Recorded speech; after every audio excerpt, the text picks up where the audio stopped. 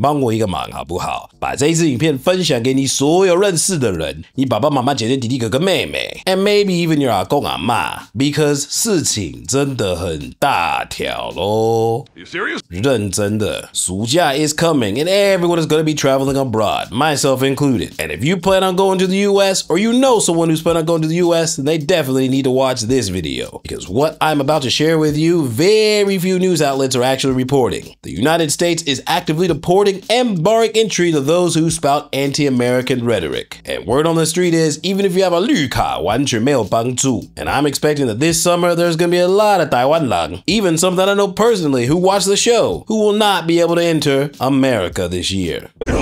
No. Or maybe I'm blowing it completely out of proportion. Either way, share it with your friends and let them decide for themselves. Because a lot of them might 发现真的是代志大条咯。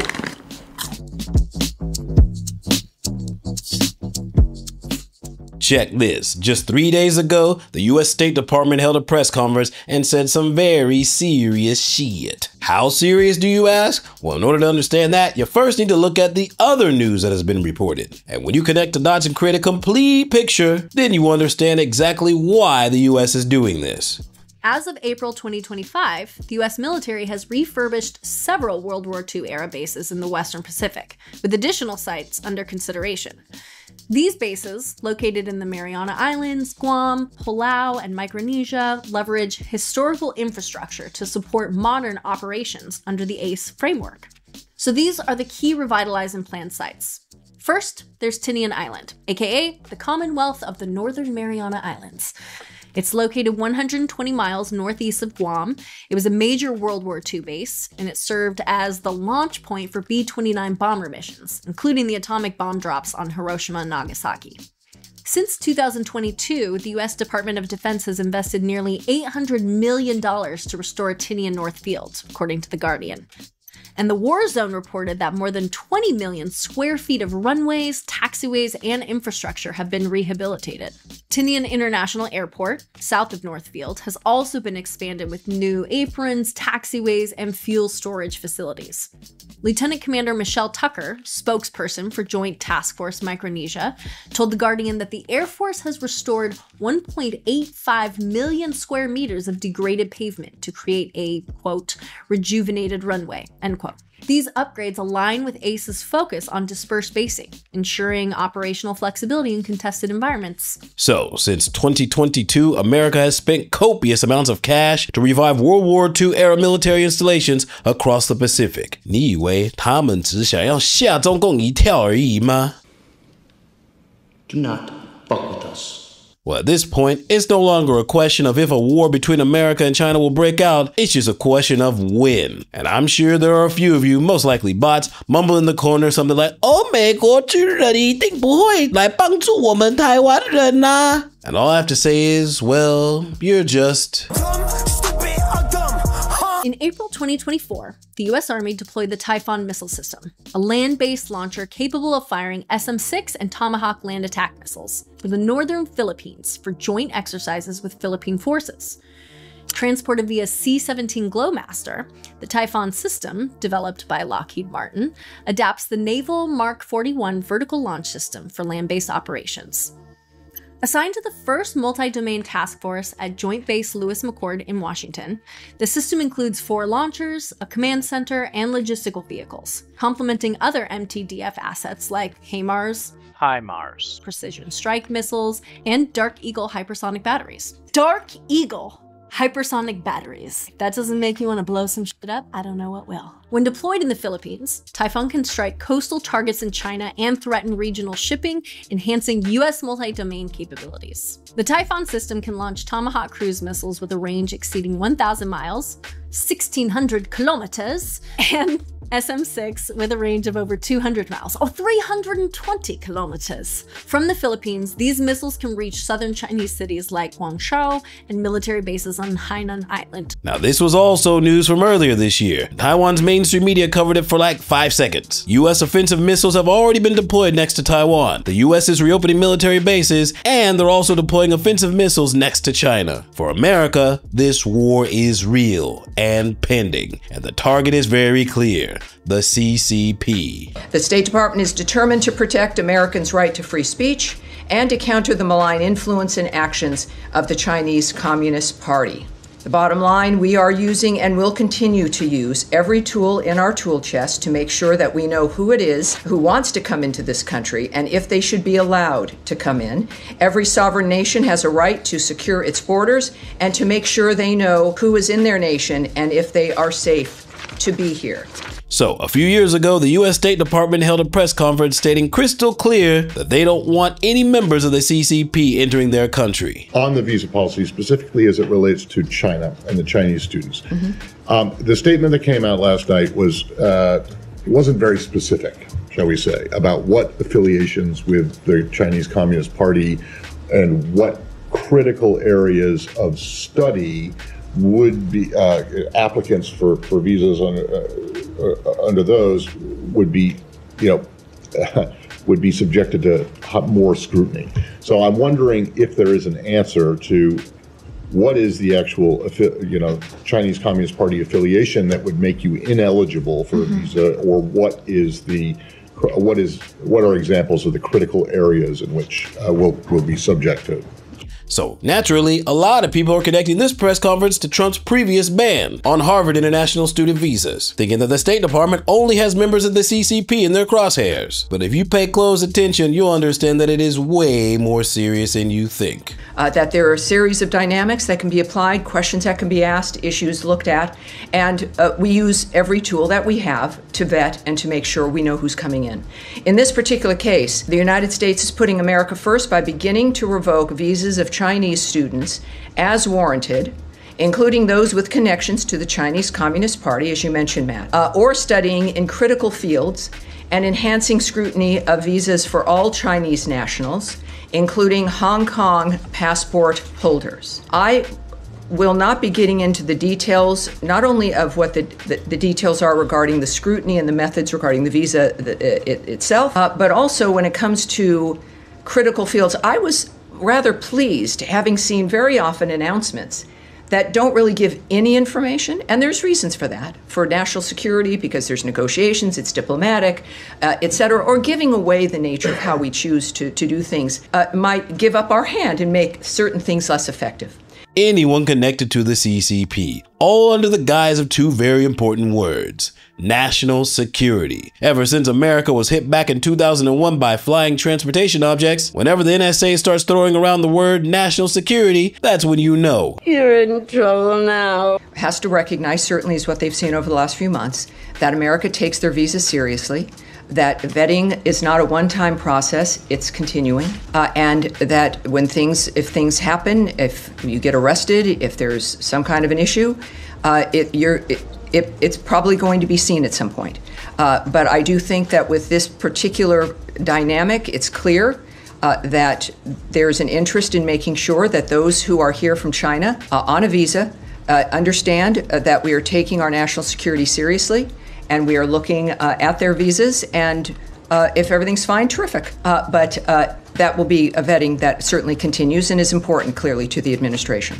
So this means if you hold a Chinese passport, the US government is watching every single thing you do, all under the name of national security. And it wasn't too long ago when another certain group was monitored the exact same way. But to be fair, it is Chinese law that stipulates that every single one of its citizens has a duty and legal responsibility to be a spy. So who exactly can we blame? The Trump administration is focused on protecting our nation and our citizens by upholding the highest standards of national security and public safety through the visa process specifically. Every adjudication, as I noted to you, is a national security decision. And a visa, as a reminder, is not a privilege. It's a privilege, it's not a right, it's not a birthright, it's not something that you're owed, no matter where you come from. Every prospective traveler to the United States undergoes interagency security vetting. And this is important with these conversations because it seems like Only certain groups are facing vetting with visas. Every single person does. More importantly, from now on, the US will be very strict with issuing visas, but not just for Chinese students. This sentence is the most important keyword from the press conference, because the US government is very well aware that there is a shit ton of communist spies who hold passports from a lot of different countries. And because the threat of war is very real and probably gonna happen for Americans searching for communists at the border, as well as people related to communists, and also monitoring all people holding Chinese passport, 这个算是太过分了吗? Not really. Maybe. But it don't stop there, yo, because what you're gonna see next is the facts go way beyond search, seizure, and arrests. If you ask me, I think it might be 超级过分 as fuck, because it affects everybody, including me and you. Whew, 真的是代际多掉咯。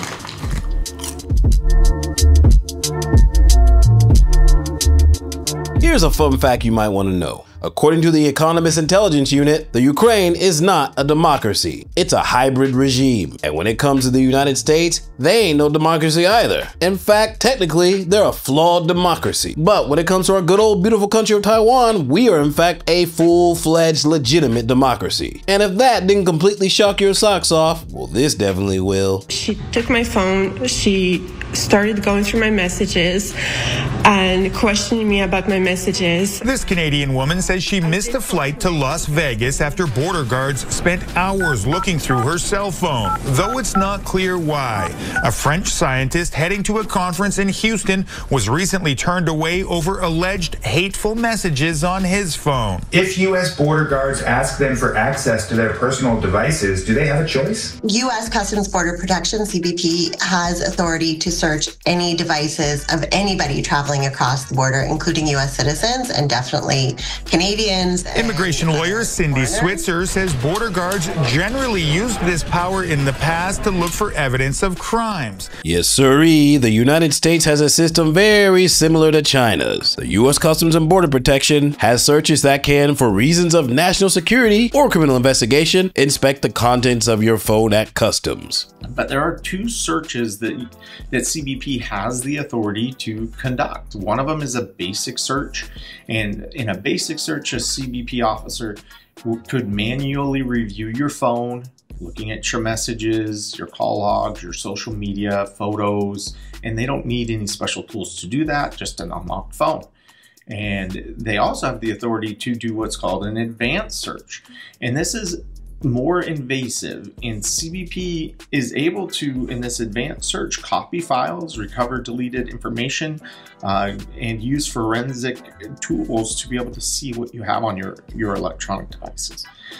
In order to do that advanced search, however, CBP officers must have a reasonable suspicion that you violated a law, and they also need approval from a supervisor for that type of a search. And these inspections can take hours, and CBP can hold on to your device for further review if they deem it's necessary. Now you might be wondering, hey, doesn't the US have freedom of speech? How in the hell can they search people's belongings? Well, technically speaking, when you're at customs, you haven't entered the country yet. So even if you are an American, you are not officially on US soil, which means you are not protected by any article of the US Constitution. Millions of people have seen viral videos of American citizens sharing their experiences of being held up at Customs and Border Patrol re-entering the U.S. Some of them say they were asked to show their social media pages and even banking information. I was so scared in those moments. I was like, why is this happening? Sav says she was held for 2 hours of questioning by CPB as she was coming back from a trip to Spain. She says she was born in the U.S. and is a member of Global Entry. When I opened my phone, that's when I had been asked to go through my socials. And then they wanted to see how much money I was making a day on TikTok. Customs and Border Patrol can stop anybody. They have the right to search your luggage. They have the right to check your cell phones. Brad Bernstein is a New York-based immigration lawyer and has been answering questions about similar incidents for folks online. What rights do Americans not have when they're re-entering the U.S.? The Supreme Court has ruled that the Constitution doesn't apply until you have entered the United States of America. You're not considered to have entered the United States under immigration law until you pass through Immigration and Customs. And since the Orange Man took office, CBP searches at U.S. Customs have surged astronomically. And due to the whole Israel-Palestine issue, where there are some folks who support Hamas and have even been found to have pro-Hamas statements or photos of Hamas leaders on their phones, this has led to them being banned entry into the United States. We want to bring you some developing news in the last hour on a story we mentioned a little bit earlier. A U.S. immigration judge has ruled that the student, Mahmoud Khalil, who led pro-Palestinian protests at Columbia University in New York last year, can be deported. Mr. Khalil has been in custody since March 8th when he was told by U.S. immigration officers he was being deported for taking part in campus protests against the war in Gaza and the university's investment ties to Israel. Even if you have a United States green card, if your statements do not align with the current U.S. administration's government policy, your ass could be deported and your green card could be permanently revoked. What kind of shit is that? Huh?什么? 美国不是有 freedom of speech吗? Well, here's the thing. The First Amendment is turning out to be the biggest weakness for the good old idea of democracy, because foreign forces can and have exploited it to completely destabilize democratically elected governments. And when it comes to the good old United States of A, they are desperately trying to patch this serious vulnerability. And because there are laws against like the agents not being able to force you to put your passcode in, they can't actually access your phone like that. Now, there's different methods of how they can access your phone. From what I understand, they can also put it on a computer and just like plug it into a machine, and the machine just basically takes all of the information on your phone. So it is what it is. I don't know if you can actually do that if your phone is on, but I was thinking about all these things. I had already unlocked the biometrics, like I disallowed biometrics, and it's a Faraday cage once you get into the detention center anyway, so you can't actually send any text messages once you're in there. There's no access to the internet. This is Hassan Piker, a very well-known 小彩虹 as fuck left-wing streamer and political commentator. And just 3 weeks ago, when he returned from traveling abroad to the United States, where he has citizenship, he was taken into a room at customs and subjected to a CBP all-out search and interrogation. I'm sitting there and they're asking me about Trump. They're asking me about like Hamas, and he kept saying stuff like, do you like Hamas? Like, do you support Hamas? Do you think Hamas is a resistance group? Do you think Hamas is a terrorist group or a resistance group? Like, he just kept asking over and over again, right? And I kept repeating the same statement over and over again. I kept saying a couple different things. One, in terms of like Israel and all the wars, I was like, I'm on the side of civilians. I want the endless bloodshed to end. I am a pacifist. I want wars to end. I just kept repeating that over and over again. Every single time he asked me a question, I just kept repeating that. And every single time he asked me a question, a leading question about Hamas, I kept saying, the United States State Department recognizes Hamas as a terrorist organization. Now, Hassan Piker has been very publicly critical of Trump, and more people are starting to suspect that Trump might be weaponizing the CBP app to target his political opponents. But some recent examples show people being denied entry at the U.S. border because political leanings discovered in their social media or messaging apps do not align with the Trump administration and its policies. The issue is that border officers have full discretion in order to grant somebody admission, and they can deny somebody admission for any reason. Canadians worried about crossing the border can always bring a different phone with no personal information loaded onto it. That's a good option for anyone who has an old phone laying around, provided they remember to factory reset it before using it. Otherwise, removing social media and messaging apps is another way to keep your data from prying eyes. Now, I can't confirm whether Trump has instructed customs to deport his opponents, but one thing's for damn sure, customs officers can use any reason to deny entry to any foreigner. And you need to understand that customs officers are just regular people who have their own political views, and that can very easily lead to abuse of power. Atala says CBP agents requested to look into his email on his phone, which he denied them access to because of attorney-client privilege. So I had to, under duress, give him permission to look through my email through my privileged information, and he made me write a statement signed by me saying that I gave him permission to look through the email. After several requests, Atala says CBP agents called his sister Celine Atala, who is an immigration attorney. It started with the immigrants. It's coming to us Americans, and it's gonna go after all of us. After nearly 5 hours, Atala says he and his wife were released.